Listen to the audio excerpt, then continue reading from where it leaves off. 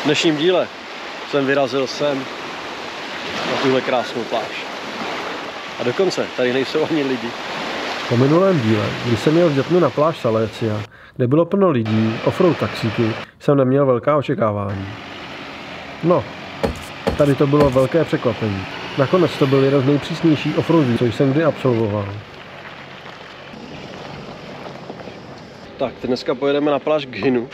Z Boca di Vezu, Pista de Malfasu. To by mělo být 13 km offroadu.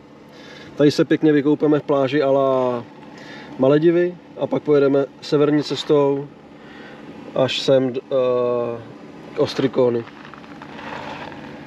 Tvrdší offroad. Tak uvidíme, jak se nám to bude líbit. Nicméně, teď jsme tady v Boca Vezu. Silnice začíná tady.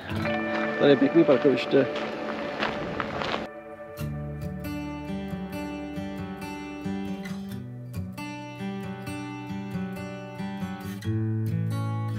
Cesta zpočátku byla spíše taková kochací, občas nějaké kameny, nějaké to pohoupání a vůbec nikoho jsme nepotkávali. Byla to taková předzvěst toho, co nás bude čekat za výzvy.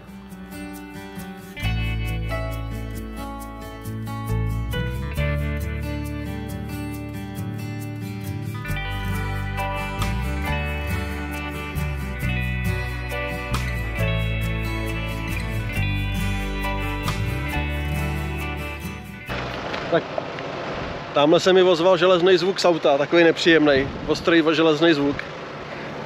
Tak jsem prozkoumal auto a zase, to je takový můj úděl.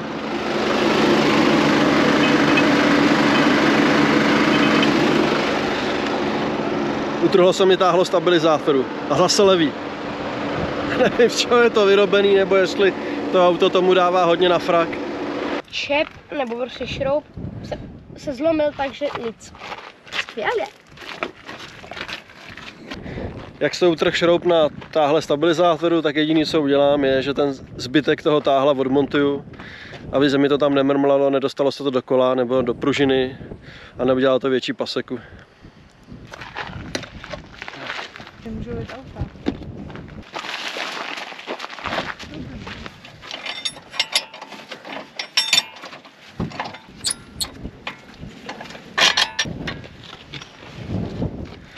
A je to. Tady je vidět pahýl šroubu, ještě vyndám z něj zbytek, co leží na stabilizátoru, aby do něčeho nemlátil.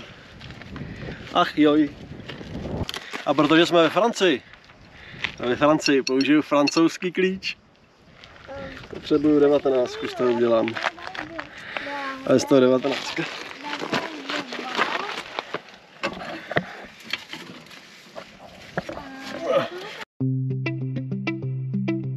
Oprava auta ve formě odebrání zbytku roztrhlé součástky dopadla dobře a mohli jsme pokračovat dál.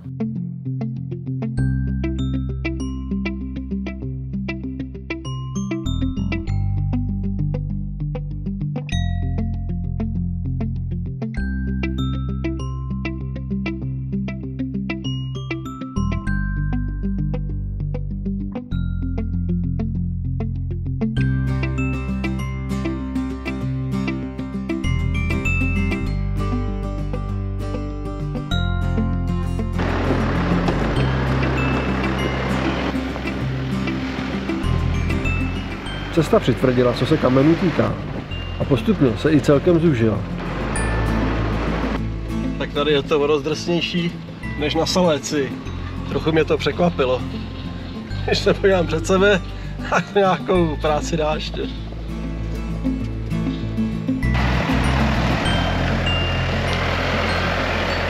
Ten, kdo má rád tvrdší kamenolomy, tak to je přesně pro něj. Mně se to líbí moc.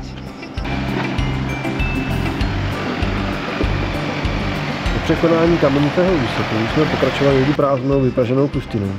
Nechtěl bych, aby se mi tady stala nějaká serióznější závada na autě. Tady zůstat bude dost nic moc.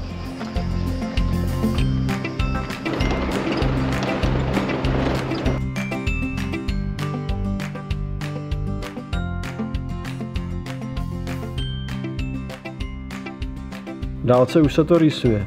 Slíbená pláž Ghynu. Pláž s krásným pískem a bez turistů. Jsem zvědav, jaké to tam bude. Tak, na parkovišti u pláže. Těch 13 km bylo fajn, hrozně dlouhých, ale jsme tady. A počet aut ukazuje, že by to mohlo být na pláži hrozně fajn. Tak se jdem podívat. A kde to mám? No tady, Tady jsem, a jo. na těle všude, No i na jo. zádech. Všechno dobré, kam jsem? Je taška. Tohle se mi stalo, protože jsem mažu jak německý důchodce. Bych se tady nespálil. Ale už jsme blízko. Tam za mnou jsou lodě a tam tím směrem je ta pláž. Vzhůru tam. Jak mám oblíbený si brát správnou obuv do terénu, tak máme všichni tu nejlepší terénní obuv. Já mám díry v podrážce, což je taky skvělé. Vítězství! Vítězství. A jsme tu, jsou tu trochu řasy, ale je to... Pálí to. Pálí to, veď. Tak můžeš jí pokrajet potom. Trošku po řasách, ty nebudou tak pálit.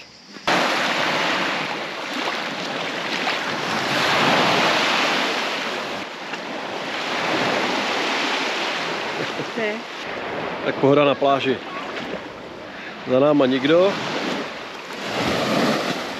Tady je naše ležení. Tam nikdo. Tady Vítek staví bazén. Pak pár lodiček. A my.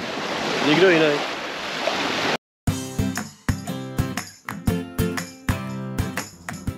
Bylo to tam naprosto skvělé. Odlehlost místa a nedostupnost pro masovou turistiku, to se mi líbilo. Takových míst by mělo být mnohem víc. Vlastně vám to tady ani nechci doporučit, abych to tím nekazil.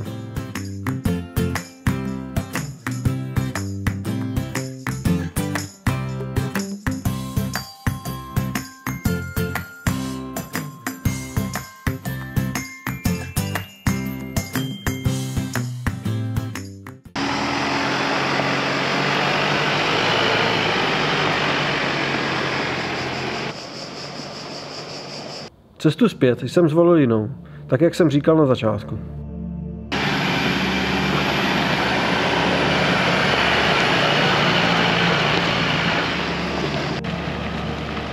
Poměrně rychle se ukázalo, že severní cesta bude o trochu, spíše o dost ostřejší než cesta tam.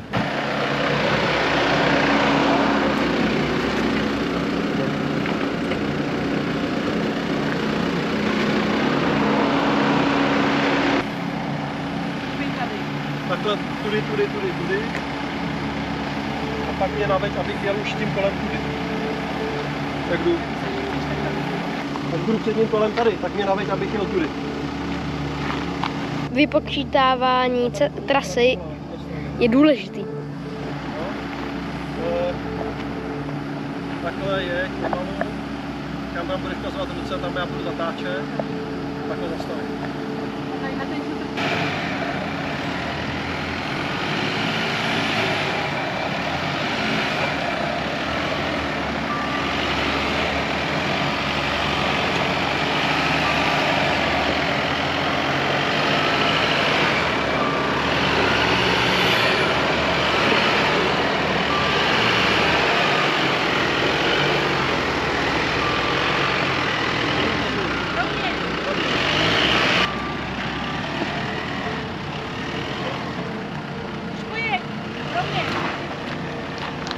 Celkem hodně míst s velkým stoupáním nebo klesáním, okořeněné hlubokými strouhami a většími kameny.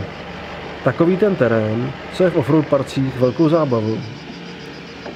Jet tady s partou kamarádů a s dalšími auty, tak to bude velká zábava, protože si budeme moct případně navzájem pomoci. Je to klíčový, touhle stopou sadu takhle. Tady vyjedu sem nahoru.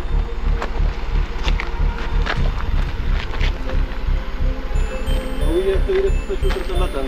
A pak se budu snažit jet v rozkročenej přes ten, nad tou dírou, furt rovně.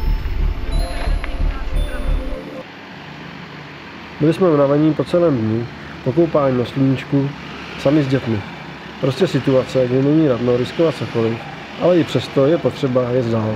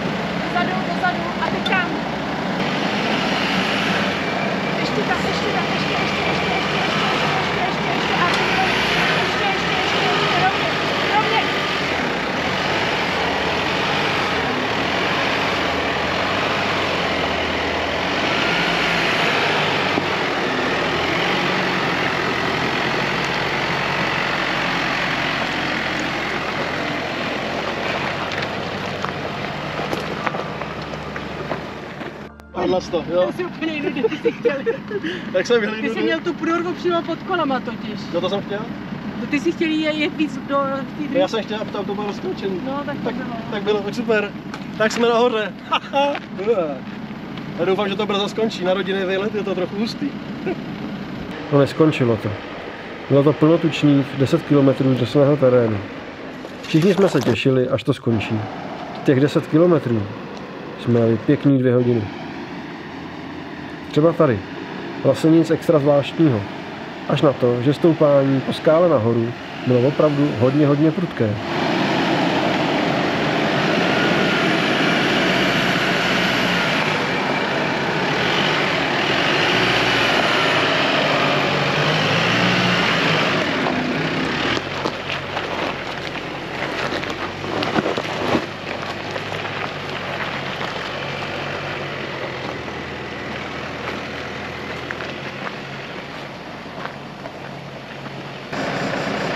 A nebo tady. Velmi prudký sešup dolů.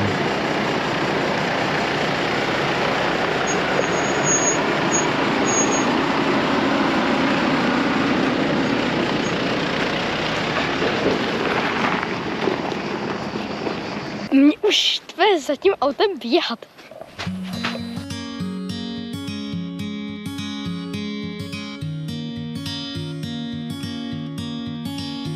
Když se cesta u Boca di Mercuriu změnila zase v normální pískovou kamenitou, bez propastí a mega kamenů, bylo to pro nás velké vysvobození.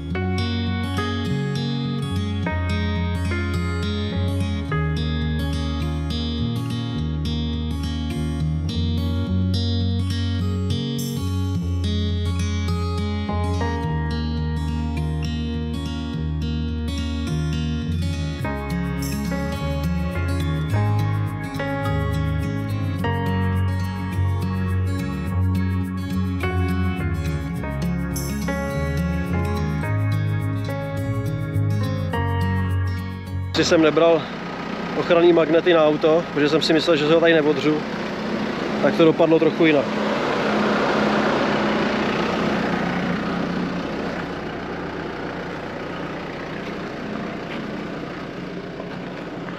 No jo no, vyprahlá krajina a suchý tvrdý větve. Tak, jsme na konci cesty. Bylo to teda fuška jako blázen. Byla to zkouška rodinné pohody. Přežili jsme dobře. A na konci tady je hezký domeček. Co je v domečku? Chrobák. A sakra. Na konci cesty ještě jedno překvapení. Přijeli jsme k bráně. Cože je? Zavřená brána. A přijeli jsme zevnitř, ne zvenku. Vítku, můžeš se dojít podívat, jak je to s bránou? Jo, jdu.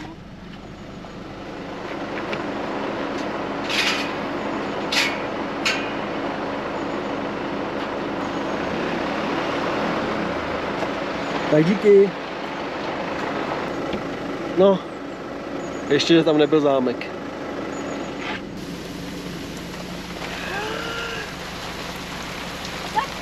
Ale já bych ty okna asi zavřel.